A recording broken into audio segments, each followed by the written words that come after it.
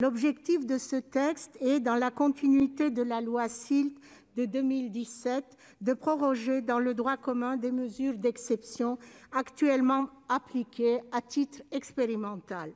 Ces dispositions attentatoires aux libertés individuelles ainsi qu'au respect de la vie privée revêtaient pour l'heure un caractère temporaire. Le législateur, en 2017, avait ainsi estimé raisonnable de limiter leur application au 31 décembre 2020.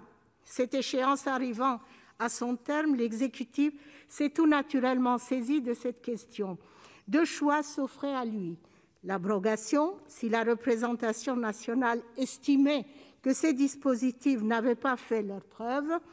Leur pérennisation, si au contraire l'efficacité de telles mesures pour la sûreté de nos concitoyens avait été démontrée.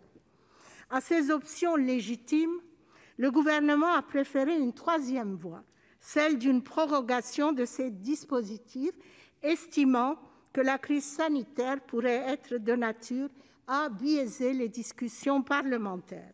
Cette décision a été assortie d'un enclenchement de la procédure accélérée, privant de fait le législateur d'un débat parlementaire sérieux et éclairé.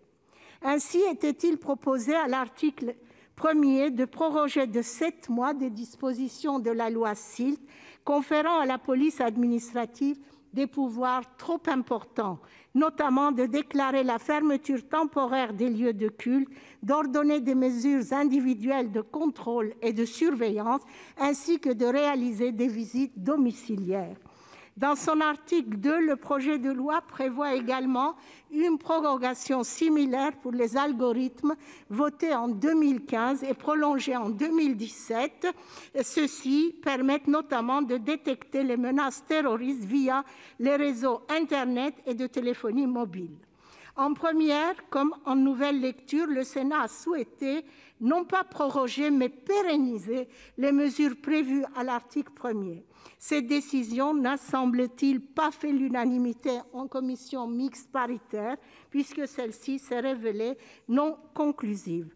Pour le groupe Écologiste - Solidarité et Territoires, ni la pérennisation, par ailleurs rétablie en commission des lois par M. le rapporteur, ni la prorogation ne sont des solutions dans la mesure où nous nous opposons à l'intégration dans le droit commun de ces mesures de police administrative qui ne sont pas anodines.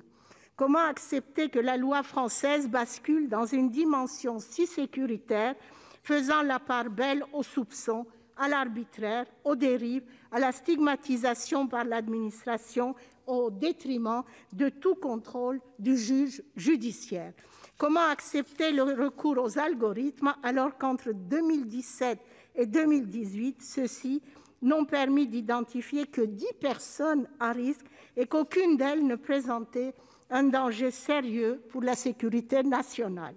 En attente de dispositifs algorithmiques plus sophistiqués, susceptibles de nous apporter des résultats plus probants, il est préférable que nous privilégions la dotation massive de nos renseignements de moyens humains et financiers. Sans débat démocratique réel, sans bilan sérieux de ces mesures, celles-ci ne sauraient être prorogées ni pérennisées. Pour ces raisons, le groupe Écologiste - Solidarité et Territoires votera, comme en première lecture, contre ce texte. Merci.